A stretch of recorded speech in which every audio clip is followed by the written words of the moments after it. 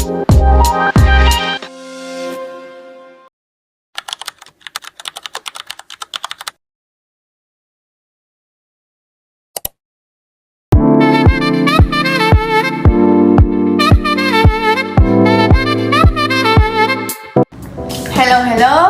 welcome back. This is Sophie and this is a new video following the topic about farmers in Mexico and actually USMCA. And today we have a lot to talk because we have new topics that I think it's important share with you, and I think it's happening now because today is December 8, but the last week farmers were manifesting through or across the country, Mexico of course. And today in this part we will dive deeper into three big issues affecting Mexican agriculture. And today, for example, we have the topics new water law and water scarcity, and why this matters for farmers and families. And actually we have the second topic, the low price of maize and corn, and why many say it is unfair. The lack of financing and support for small producers, and how this connects with TMEC, USMCA, and water law. Okay, let's start. Let's begin with water, of course. Why water matters too much to agriculture, to farmers? Okay, in Mexico, agriculture uses around 66% of all the country's water, and many systems are inefficient. For example, traditional irrigation and poor infrastructure cause large waste and losses. And droughts and climate change increase, and this is repeated droughts in recent years have to reduce water availability in many regions, affecting both crops and livestock. And what is the new water law and why farmers oppose it? The proposed water law aims to strengthen regulation, stricter controls on water use, and more centralized centralized system of water concessions managed by a national authority. And of course, for many farmers, this is dangerous. They argue the law threatens their access to water, their lands, and of course their livelihoods. And some even say the law criminalizes small producers. For example, in late 2025, dozens of farmers drove tractors to Capitol and blocked a Congress entrance to protest against this law, and across the country, of course. And how this impacts families and rural communities. Less water means fewer crops, and maize, beans, alfalfa, sorghum, essential for food and income, risk being lost. For example, livestock and dairy production also suffer because there is less water for pasture and animals. Many rural families depend fully on agriculture and livestock, and actually the water is scarcity and restrictive laws threaten their food security, their income, and of course, in their future. Okay, so we have like another subtopic, and which is government proposals and contradictions. Okay, the government claims it will invest in technification or irrigation, modernizing irrigation systems across many regions to use water more efficiently. Okay, following the topic, I would like to share like the current price and economic pressure. Okay, so what is happening with maize price, corn price? In 2025, many farmers demanded a minimum warranted price for corn because production costs increased while sale prices stayed low. The government offered some support for certain regions.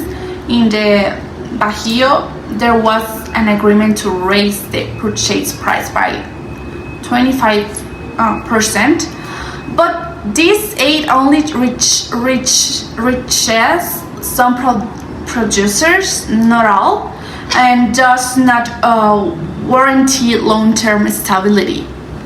And why price is unfair, according to farmers.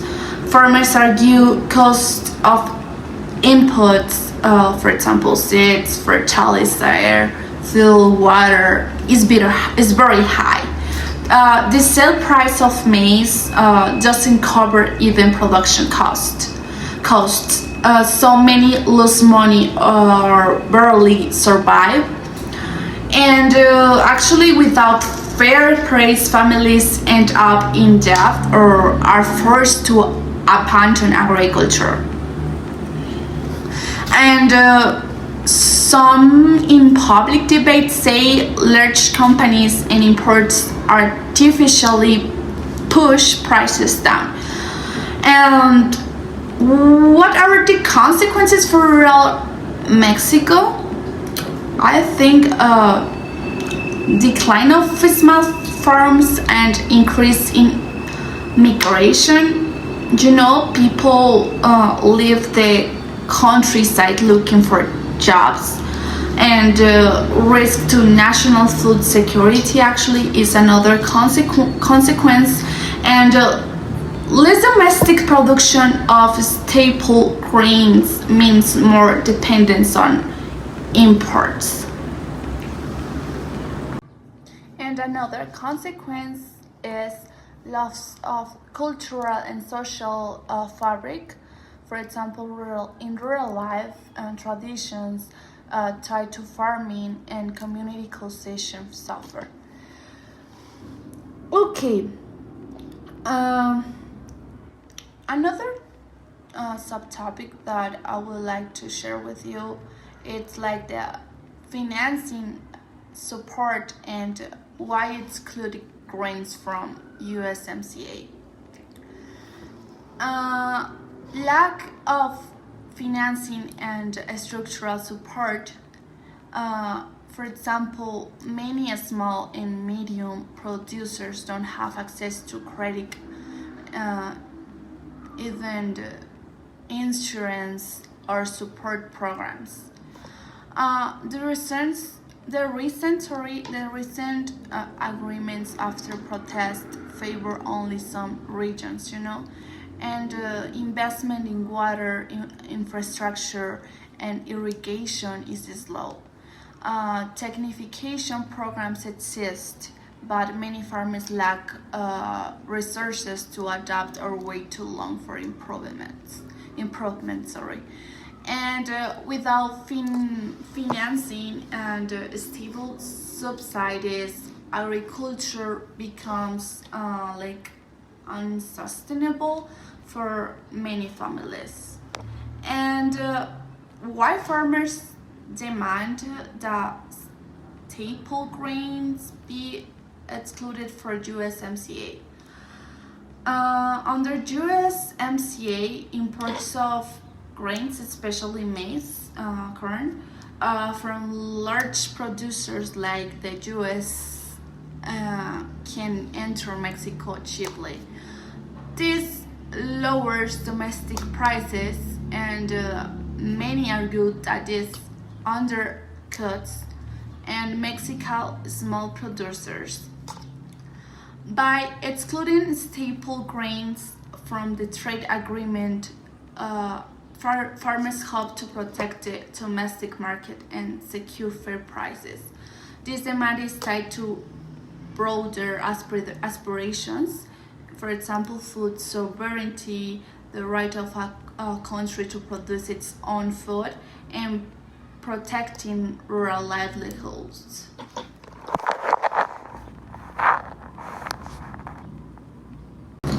Okay, if we have the water law plus low price plus lack of financing plus trade agreement, I think they are equal of crisis. We have crisis, and all these problems combine. Even if water becomes scarce, even if prices are too low, actually even if there is not help, imports and trade rules allow cheap grain to flood markets, and we have the result of small farmers suffer the most, obviously. And actually Mexican people, Mexican families, and all of us, many say this is not just economy but a structural crisis. It threatens the future of the countryside, communities, and national food independence. And I think, as a conclusion, I don't know, it's like in Mexico today, agriculture is at a crossroads. The new water law and water scarcity and climate change challenge basic survival of farmers. Actually, the price of maize is often too low to cover costs, and financing and support remaining insufficient or uneven, And actually, trade policies under USMCA, especially grain imports, threaten domestic producers, and for many farmers and rural families, these are not separate problems. They are a combined crisis. If nothing changes, Mexico risks losing a vital part of its identity, rural agriculture, and, for example, food sovereignty and social fabric, actually.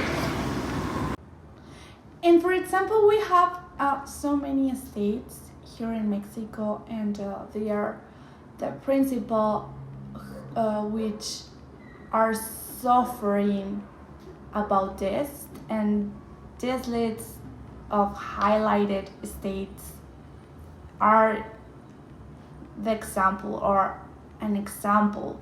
For example, Guanajuato, Jalisco, Puebla, Sinaloa, Chihuahua, Michoacán, Veracruz, of course, Oaxaca, Estado de Mexico with avocado, and of course Zacatecas, because I'm from Zacatecas.